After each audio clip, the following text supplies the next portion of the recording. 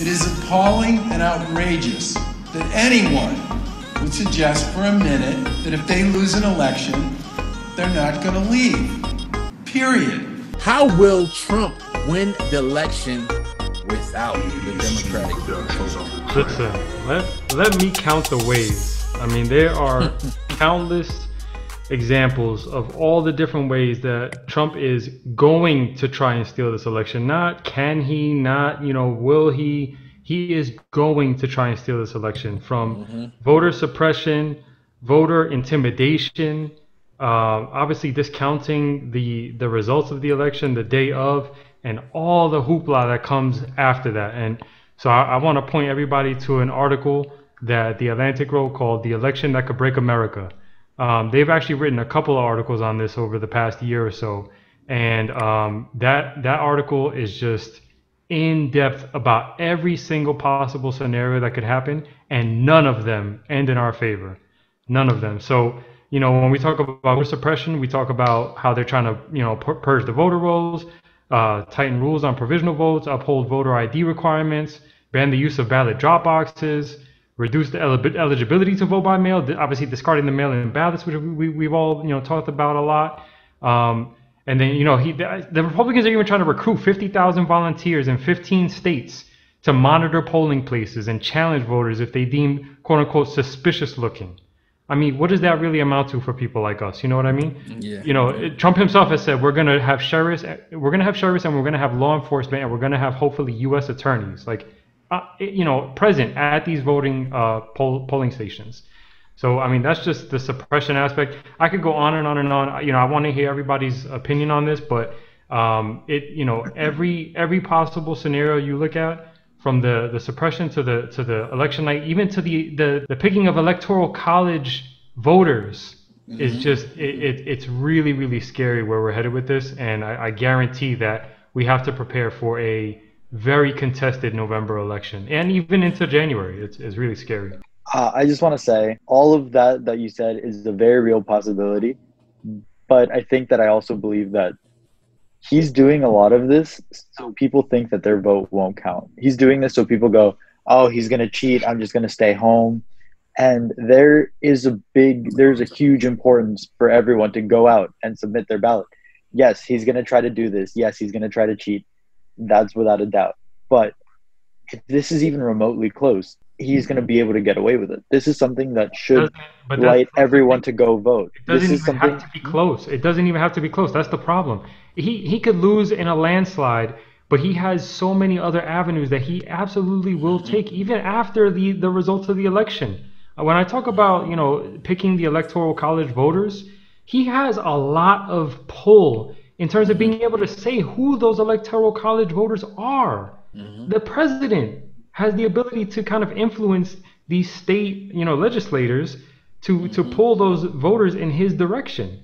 So let's say even if he does lose again by millions of votes, he still has the ability to win over the electoral college based on this process. Yeah, so, Izzy, let me jump in real quick. And just to put a pin on your point, man, you're absolutely right. And these articles are absolutely right. There's nothing in the Constitution that would allow for a clear win. We've always relied on the person who lost to concede, and that was it. For in many years, people of honor, I don't even know if you want to say of honor, because Al Gore should not have conceded, but let's not even go into that rabbit hole. But we always relied on the opponent to formally concede. And then the other thing I want to say is the framers of the Constitution, when they came up with the Electoral College, this is not what they had in mind, but they set up this system so that these electors, like Izzy just said,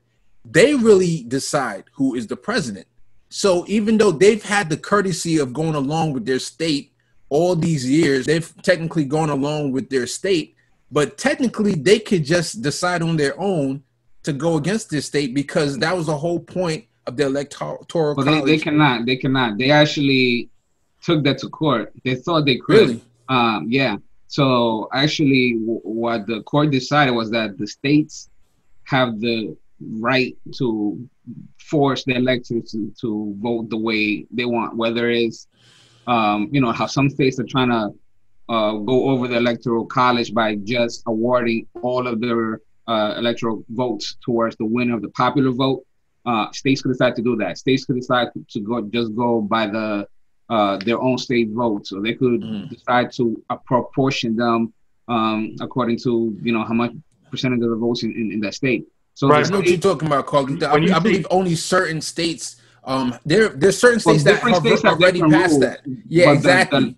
But the law is that the states decide the rule. The electors cannot go and be like, yeah, whatever the state said, nah, I'm gonna go for Trump or Biden or whoever. Go ahead. Let me drop this on you though. Okay, so that let's say states can do that. The 6 most closely contested battleground states have Republicans in the legislative majority, and 2 of those states have Republican governors. So yes, they can absolutely say, okay, we want our electors to go with the public vote or not. But when 6 of the battleground states are run by Republicans, which way do you think they're going to go? I mean, I don't think legally they can just say, they have to set up the rules ahead of time on how they're going to vote. They can't just go ahead after the fact and say like, yeah, I know we said in our state constitution that we're going to go this way or allow our electoral vote this way, but since Trump lost, we're going to change our mind. You know, they can do it. They could set up a framework ahead of time that will kind of benefit the Republican candidate. It's within their right to do that, but they cannot flip it at the end. You know, that'll be challenging court forever. But that's what they want. Real quick, John, that's what they want because they're about to put in their number 9th justice in the Supreme Court, and they want to delay it until they put it in the hands of the Supreme Court, and then there you go. Yeah, that's a separate topic, though. Yeah, but that's what I'm saying. Like the legal system, we can't rely on the legal system anymore. The United States, we know that it's like whatever the Republicans like feel like doing is what. One day the legal system works for them, the next day it doesn't. It's whatever day they feel like going that day. But you know, to talk about this topic, it's like a lot of us are American countries, and we know what politics is in Latin America, right? We didn't think we would be living this in the United States. Like this is things that you see in Latin American country, whereas it's just crazy. But you know, one thing is always go back to. Is if we flip it the other way around, if we was the Democrat president doing this, people would lose their mind.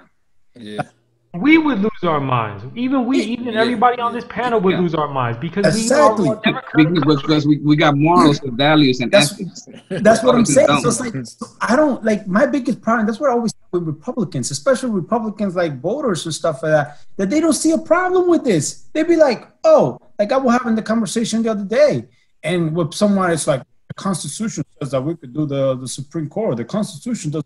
I was like, I love how like for every time you talk to a Republican voter, the Constitution is always like great. But if Mitch McConnell says, "Well, this is what we're going to do," they're going to do. So it pisses me off because it's always like Democrats are always the one that want to be like, "Oh, we won't do this. We rely on this. We will work across the aisle. We will try to get our senators to understand that that's not right." And Republicans are like, nope, we're just going to shove it down their throat. We're just going to say it's in the Constitution because we know that, you know, 95% of the Americans don't know what the Constitution actually says. So they're just going to be like, oh, yeah, everybody's patriotic about it. And that's what they're going to run on. And they're going to get away with it. I know we get on the Democrats for being weak and not being very strong very often, but I don't want to support a party that does the stuff that the Republican Party does. I don't want to support a party that. It's only choices we have. But they don't even have. I don't even want them to. No, I understand that, but I don't want them. I don't want this to be a power grab between 2 parties. I understand that that's where we're heading, and that might be the only avenue. But I don't. It doesn't feel morally right to support someone, to support a party wait a minute. With a lack of morals and a lack of just. This is the whole Michelle Obama go high crap or whatever. You can be strong without cheating, okay? You can be strong without cheating. So the Democrats right now, they're saying instead of using the legal avenue they have as like impeachment, just so they could delay, they're saying we're going to appeal to the moral character of the Republicans. That is kind of crap that like Cory Booker is saying. You know, that's ridiculous. We can't do that. You don't have to go and get in the mud, but you still got to fight. You know what I'm saying?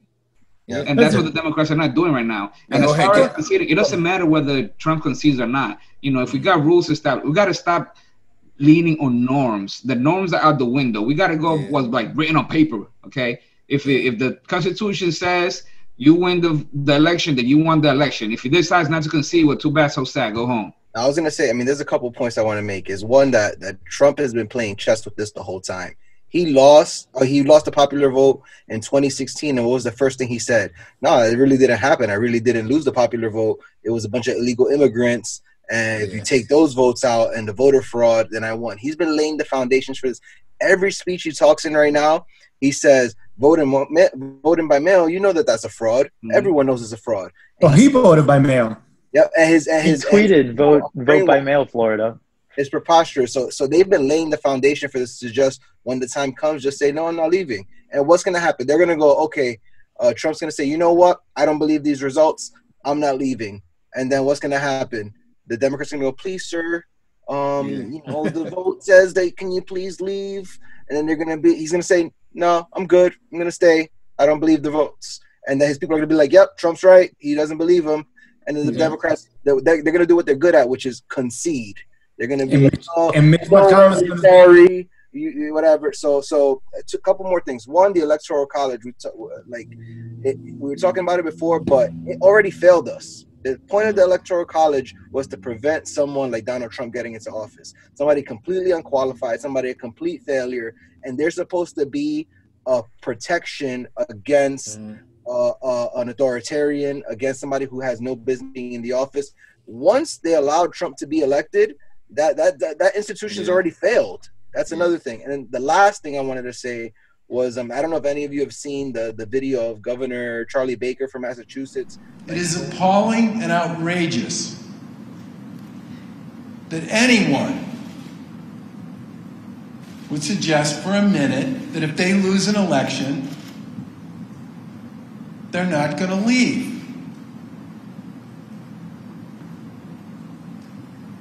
Period.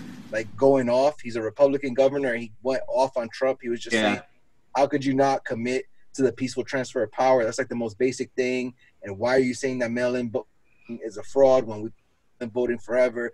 Like spaz. He has the way that I spazzed last week on one of my family members when they said that it was Trump's duty to fill the Supreme Court seat. So I felt his pain there because he spazzed, and I would have spazzed too. So the whole Charlie Baker, Massachusetts governor, that should tell you everything right there. I mean, I know I said, I was happy that he did it, but at the same time, why is he the only one? Yeah. Even Mitch McConnell was saying like, oh no, yeah, we're gonna, go by the election, whatever. But even though there were a lot of Republicans, or at least many Republicans that kind of contradicted Trump, they never mentioned Trump. They never went straight after Trump, until this guy, he went like, no, how could Trump say such a thing? All the other Republicans like, oh, not, well, they always say it's like, oh, he didn't mean it. Well, really, don't worry about it. He just, and they always just let it slide until he just gets away with it. And as long as they get power, they don't care what he does. So let me pose this sub question. I'm going to bring it up on the screen. And this is from the Atlantic article that Izzy mentioned before. A part of the article said, Trump is by some measures a weak authoritarian. He has the mouth, but not the muscle to work his will with assurance. And then another portion says, a proper despot would not risk the inconvenience of losing an election. He would fix his victory in advance, avoiding the need to overturn an incorrect outcome. Trump cannot do that. I made it no secret that the reason I'm voting for Biden, unfortunately, the Republican this time around, is because of Trump's dangerous tendencies. And for them to say in this article that, he's a weak potential person, is ignorance. He has, what is his base? His base is the entire police officers of America. His base is most military. About, I would say, half or more than half. His base is the most armed people of the country, that a majority of which follow him very blindly and will do anything that he says. If he goes on TV tomorrow, God forbid, oh my God, and says, this is it, it's over, come and protect the White House because they're coming to take me out, there will be loads and loads of people. He has dog whistled stuff and said light stuff like, oh, maybe punch people in the face, and then people go punch people in the face. And he said, oh, these are good people over here, and their stores are getting looted. And people drive out, and they go to protect stores in another state with assault rifles. This is all of him not giving direct commands, him just saying vague, implied commands. What happens if he calls to action his entire armed base? What the heck do we do then? And what the F do we do? Like, I want to curse, but we want to keep it PC. Don't worry, Gabe, don't worry. Biden has already said that he's absolutely convinced they will escort Trump from the White House with great dispatch. That's his straight quote. That someone, we don't know who, someone is magically going to show up at the White House door and escort Trump away with great dispatch, whatever the hell that means.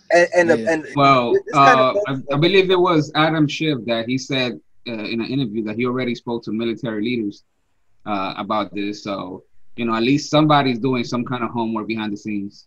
I hope somebody's doing something behind the scenes. I saw that Bill Maher really grilled Bernie recently, and I would say rightfully, because I want to know if any leader, I said this before with the Supreme Court justice, where's Obama?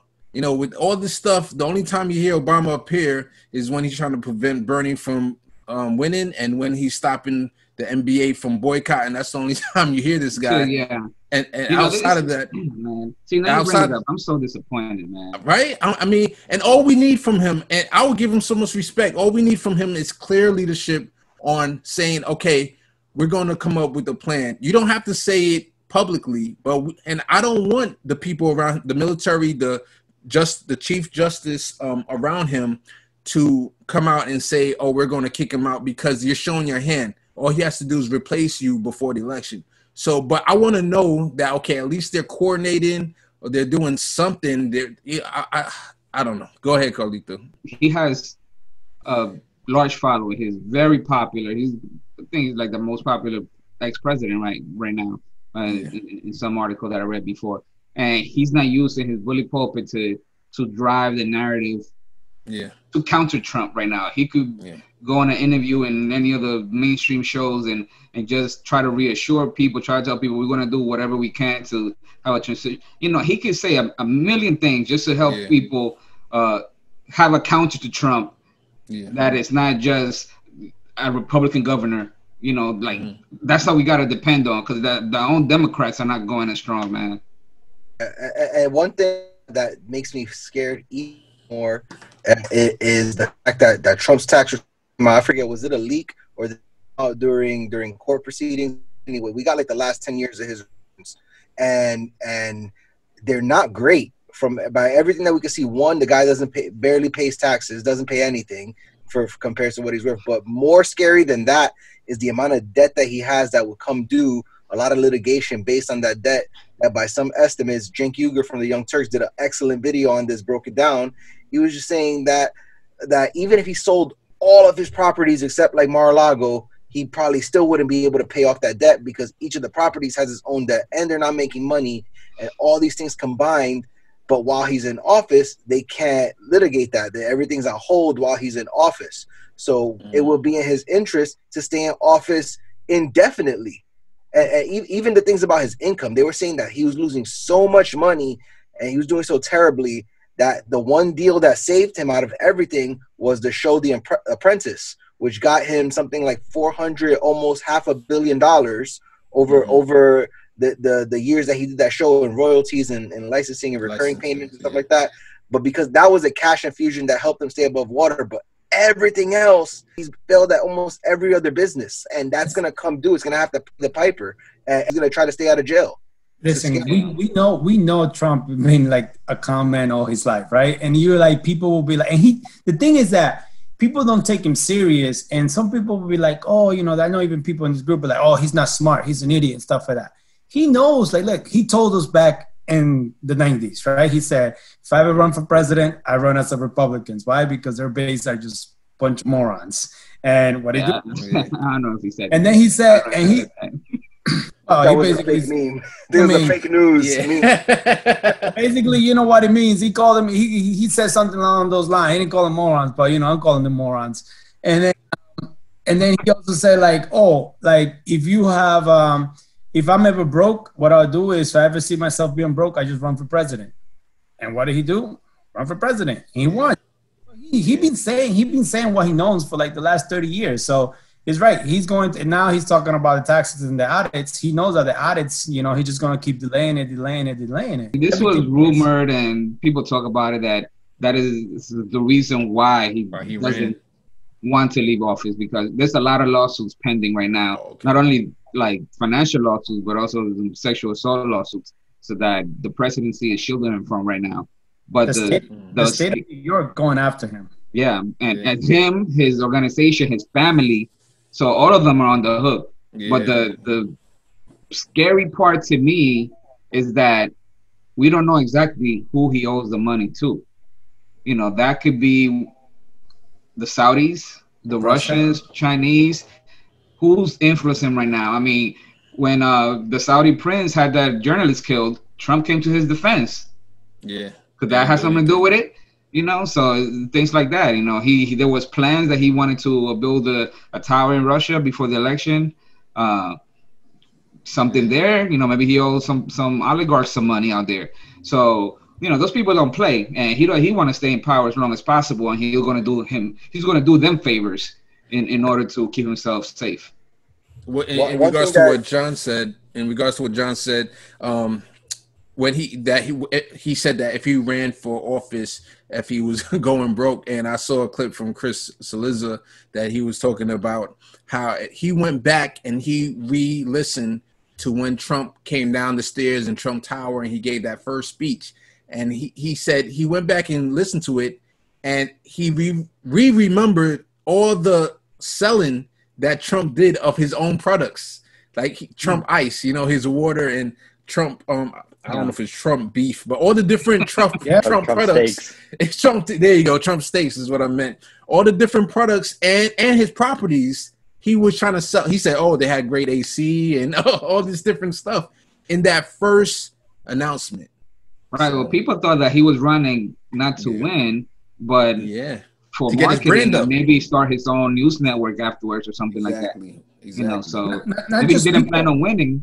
You know, but just him too. Trump didn't think he was going to win at all. My last thing I want to say about this topic: if any of us had Obama's power, right, his bully pulpit, his influence, is there anything you guys can think of that you would do? I'll say my suggestion while you guys think of anything.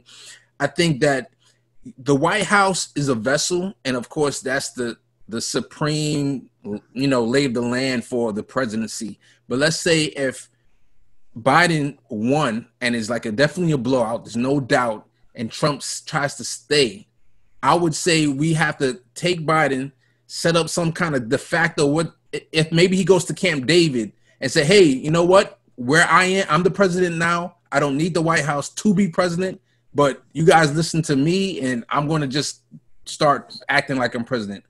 I don't know, maybe that might work, maybe not. What you guys think?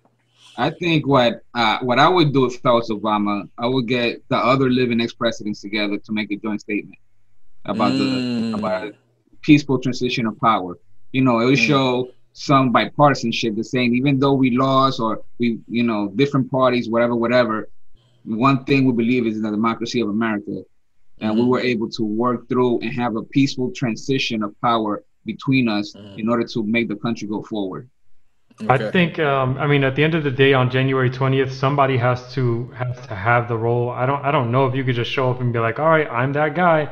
Because if you read the article that I was mentioning before, one thing that I want everyone to take away from this, there is a scenario, a legit scenario that could actually happen that's not far-fetched, where Biden could win the presidency, Pence, as the president of the Senate, because technically the vice president is the president of the Senate, could declare Trump the winner in a really weird scenario. And on top of that, as the Speaker of the House, Pelosi could assume the role. There's a scenario where we could have 3 people vying for that seat on January 20th. So to your point, Case, you know, I don't know how you can just show up at a military base and be like, no, I'm the guy, when 2 other people might be doing the same thing. And on top of that, think about what that's going to look like in the streets if we ever got to a scenario like that. Now we've been very arrogant in this. All of our assumptions thus far have been that Joe Biden is going to win. There is a scenario that Joe Biden loses because he's pretty terrible. So there's also what happens if Joe Biden just loses? And then now all this is moot. Two, is it the Democratic Party? They're just gonna fundraise off. Is that scenario we have to take into account that we're so bad? Not we, the Democrats are so bad at everything that they could lead us to that. So Clarence Thomas might go ahead and retire within the next 4 years, and there goes my plan to impeach him. And now they got another justice, you know. Oh, if he definitely will retire. But to answer your question about Obama should be doing the same thing that he did to Bernie. He should be gathering troops and like the Democrats and say, hey, how do we pull this chess move and we all fall in line and this is what we're going to do? Because in the Senate, you have, a couple senators like Ed Markey saying, yeah, let's pack the courts and let's do this and that. And then you have everybody else who's like, oh, we're just trying to work across the aisle. We're trying to let our Republicans, senators to go with their conscience and let them know that that's not patriotic. And why is Obama not in the back end trying to get everybody, all the Democrats, to have one voice instead? This is what we're going to do.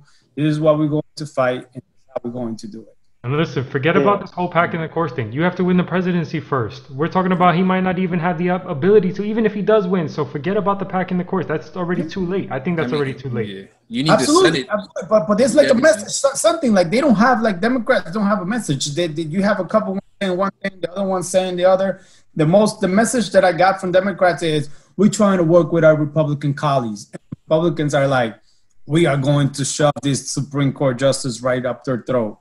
Yep. And what was the big selling point of the whole Joe Biden presidency to progressives that were fearing not voting for him? It was the Supreme Court. So they lost. Their first number one point was get Trump out. Their second number 2 point was Supreme Court. You can't let them get another point. And the day RBG passed away, they lost their second campaign point. So it's a very, very scary thing. I don't want to wrap this up. Sorry, guys, I gotta wrap this up. This is going on for like 20, way too like half an hour on this one topic. I just want to say, if I were Obama, I would do more than just release my Spotify playlist every year. Thank you. All right, guys. Let me know. We're gonna crowd it right there. But let me know in the comments what you think. You have any ideas that if Biden won, if there's anything that he can do, anything that Obama should do, anything Bernie, anything that let's do an open source organizing right here strategy because our leaders are not doing it. Let's see if we can get it done in this comment section below. If you can vote in person, please safely. But if you can vote in person, that's our only option left.